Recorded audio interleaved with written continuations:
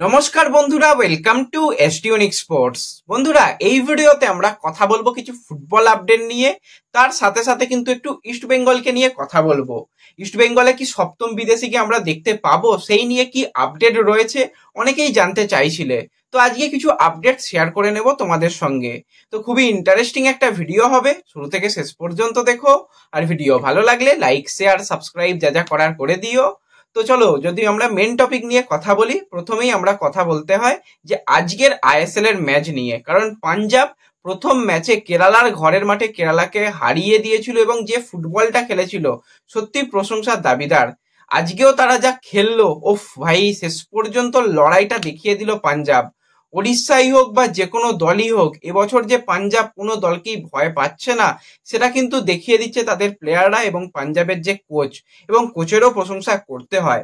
যেভাবে ইয়াং প্লেয়ারদের ভরসা করছে, যেভাবে ইয়াং প্লেয়ারদের ব্যবহার করছে, যেভাবে প্রতিটা পরিবর্তন করছে, সত্যি খুবই ভালো লাগছে। তো খুব ভালো মানের একজন কোচকে কিন্তু আনতে পেরেছে পাঞ্জাব, কোচের প্রশংসা করতে হয়। তো প্রথম গোলটা কিন্তু নেহাল করেছে এবং নেহালের গোলটাও কিন্তু দারুণ গোল হয়েছে।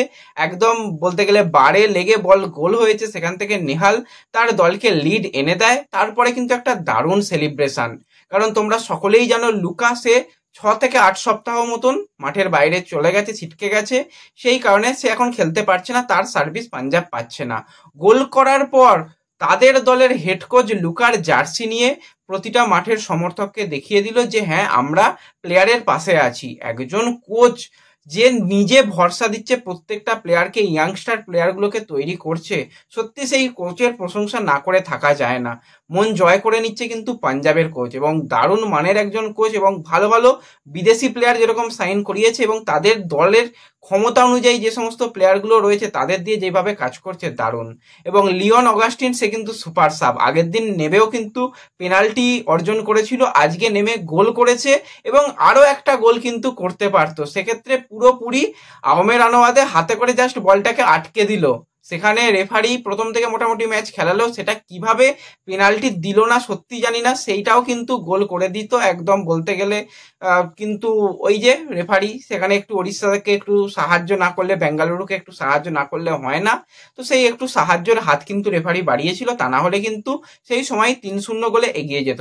যাই হোক, 2-0 গোলে লিওন অগাস্টিনের গোলের পর এগিয়ে থাকে। তারপর শেষের দিকে এসে একটা গোল করেছে হুগোর গোলটার ক্ষেত্রেও বারে লেগে গোলকিপারের গায়ে লেগে ডিফ্লেক্ট হয়ে গোল হয়ে গেছে, কিছু করার নেই। তো ওভারঅল কিন্তু আজকে পাঞ্জাব যে খেলাটা দেখালো, সত্যি পাঞ্জাবের দিকে নজর থাকবে। লাস্ট সিজনে তারা প্রমোট হয়ে আইএসএল এসেছিল, প্রথম দিকে ভালো খেলতে পারেনি, মাঝপথ থেকে খেলা শুরু করেছিল এবং এই সিজনের প্রথমটা যতটা ভালো করছে, সত্যি এদের উপর নজর থাকবে। এবং আজকে ওড়িশাকে খেলতেই দেয়নি, ওড়িশার 9টা শট করেছেন, শট অন টার্গেট 0। যে দল শট অন টার্গেট 0 করে সেই দলের যে কি খেলা হয়েছে সেটা বোঝাই যাচ্ছে। লোবেরা কিন্তু যথেষ্ট চাপে পড়ে গেছে। আর খুব মনে থাকবে যে যে ওড়িশার যে ওনার, সে কিন্তু একটা সময় এই যে ইস্ট বেঙ্গলের লোগো অর্থাৎ মশাল, সেটাকে আগুন জ্বালিয়ে দেবে এরকম ব্যাপার, তাদের মশাল নিভিয়ে দেবে এরকম পোস্ট করেছিল। তারপর থেকেই তাদের বলতে গেলে খারাপ অবস্থা।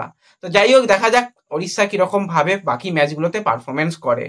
তো এরপরে যদি আমরা সরাসরি ইস্ট বেঙ্গলের দিকে চলে আসি, তো ইস্ট বেঙ্গল সমর্থকেরা সবসময় দুজন বিদেশিকে চায়, একজন হচ্ছে ব্রাইট, একজন হচ্ছে জর্ডান। আজকে সকালেই তোমাদের জর্ডানের নিউজটা দিয়েছি যে জর্ডান সে কিন্তু তার দেশের ক্লাবে ফিরে গেছে অ্যাডিলেডে। তাহলে কি জর্ডানকে ইস্টবেঙ্গল অফার করেনি? আমি যেটা প্রশ্ন রেখেছিলাম যে জর্ডানকে তো সপ্তম বিদেশি হিসাবে রাখতে পারতো, এই জিনিসগুলোই কিন্তু সকালের ভিডিওতে বলেছিলাম। তো আজকে মার্কাস সে কিন্তু ট্রান্সফার সিক্রেটে সেরকমই কিছু বড় বার্তা জানিয়েছে। সেটা কি, যে জর্ডান এলসে যে লাস্ট সিজনে ইস্টবেঙ্গলে খেলেছিল, সেই জর্ডান এলসেকে কিন্তু ইস্টবেঙ্গল এই সিজনে এএফসির জন্য সপ্তম বিদেশি প্লেয়ার হিসাবে দলে রাখবে পরিকল্পনা করেছিল, সেরকম ভাবে তাকে নিয়েই পরিকল্পনা করছিল। কিন্তু জর্ডানের কাছে এলিগের ক্লাবের অফার আসার জন্য সে আর কিছু না ভেবে তার দেশের খেলবে এবং দেশেতে গিয়ে পরিবারের কাছে খেলতে পারবে, সেই জন্যই সে ফিরে গেছে।